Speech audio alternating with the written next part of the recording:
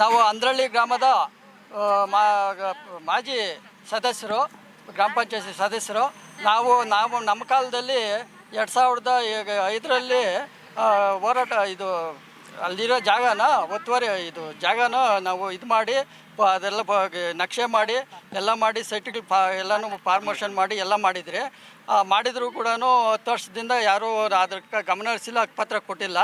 ಅದಕ್ಕೋಸ್ಕರ ಕಲ್ದಿರ ಇದ್ದರೆ ಇವಾಗ ಖಾಸಗಿ ವ್ಯಕ್ತಿಗಳು ಅದನ್ನು ಕಬಳಿಸಿ ಇದು ಮಾಡ್ತಾವ್ರೆ, ಲೇಔಟ್ಗಳು ಮಾಡೋಕೆ ಸಂಚು ಮಾಡ್ತಾವ್ರೆ. ಅದರಿಂದ ಪ್ರಾಣಿ ಎಲ್ಲ ಆಗಿದೆ. ಅದನ್ನು ಮೊದಲು ಅದನ್ನು ತೆರವು ಮಾಡಿಸಿ ನಮ್ಮ ಜನಗಳಿಗೆ ಹಕ್ಕುಪತ್ರ ನೀಡಬೇಕೆಂದು ನಮ್ಮ ಮನವಿ ಮಾಡಿರ್ತೀರಿ ಸರ್.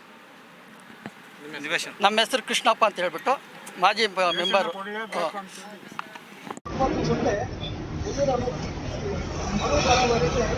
ನಿವೇಶನ ಹಂಚಲು ಹಕ್ಕುಪತ್ರಗಳನ್ನು ವಿತರಣೆ ಮಾಡಬೇಕು. 5ನೇ ಪಾಯಿಂಟು, ಅಂದ್ರಳ್ಳಿ ಗ್ರಾಮದ ಸರ್ವೆ ನಂಬರ್ 109ರಲ್ಲಿ 2012 ಜಿಲ್ಲಾಧಿಕಾರಿಗಳು ಆದೇಶದಂತೆ 7 ಎಕರೆ 20 ಗುಂಟೆ ಜಮೀನನ್ನು ಗುರುತಿಸಿ. ನಮಸ್ಕಾರ ಸರ್. ಸರ್ವೆ ನಂಬರ್ 109ರಲ್ಲಿ 7 ಎಕರೆ 20 ಗುಂಟೆ ಜಮೀನ ಅವ್ರು ಖಾಸಗಿ ಜನರು ಏನು ಮಾಡಿದ್ದಾರೆ, ಅವರು ಬಡವ್ರಿಗಾಗಿ ಮೀಸಲಿಟ್ಟಿರ್ತಕ್ಕಂಥ ಜಮೀನನ್ನ ಅವರು ಒತ್ತುವರಿ ಮಾಡಿಕೊಂಡು ಅವ್ರ ಹೆಸರಲ್ಲಿ ಪಾಣಿ ಬರೋ ಥರ ಮಾಡ್ಕೊಂಡಿದ್ದಾರೆ. ಪೋಡಿ ಎಲ್ಲ ಆಗಿದೆ ಸರ್ ಅವ್ರಿಗೆ. ಈಗ ಅವರು ಬಡವ್ರು ಏನು ಸರ್ ಮಾಡಬೇಕು? ಬಡವ್ರಿಗೆ ಏನಾದರೂ ಸಹಾಯ ಮಾಡಲೇಬೇಕು ನೀವು. ಅದು 2012ರಲ್ಲಿ ಕೊಟ್ಟಿರೋ ಸರ್ ಅದು, ಹೌದಲ್ವ? ಬಡವ್ರಿಗೆ ಅವ್ರಿಗೆ ಕೊಡಬೇಕಲ್ವ ಸರ್? ಆ ಥರ ಈ ಪ್ರಾಬ್ಲಮ್ ಮಾಡಿದ್ರೆ ಈ ಬಡವ್ರು ಎಲ್ಲಿ ಹೋಗ್ಬೇಕು ಸರ್? ಅವರು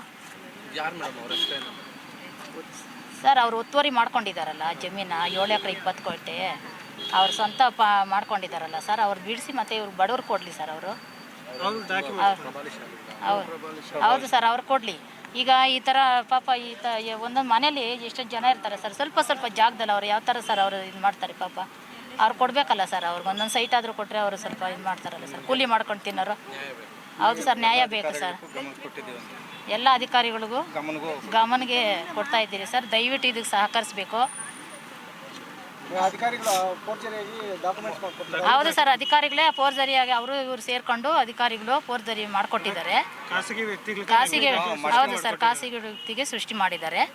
ಹಂಗಾಗಿ ಈಗ ನಮಗೆ ಅದು ತೆರವು ಮಾಡಿ ಬಡವ್ರಿಗೆ ಅದನ್ನು ಬಿಟ್ಕೊಡ್ಬೇಕು ಸರ್. ಮಮತಾ ಸರ್, ಸರ್ ಅದು ಬಡವ್ರಿಗಾಗಂತಾನೆ ಮೀಸಲಿಟ್ಟಿದ್ದಾರೆ. ಹಂಗಾಗಿ ಅವ್ರು ಬಡವ್ರಿಗೆ ಸೇರಬೇಕಾಗಿದ್ದು, ಅವ್ರಿಗೆ ಇವ್ರು ಖಾಸಗಿ ವ್ಯಕ್ತಿಗಳಿಗೆ ಮಾತ್ರ ಸೇರಬೇಕಾಗಿದ್ದಲ್ಲ ಸರ್ ಅದು. ಮಮತಾ ಸರ್.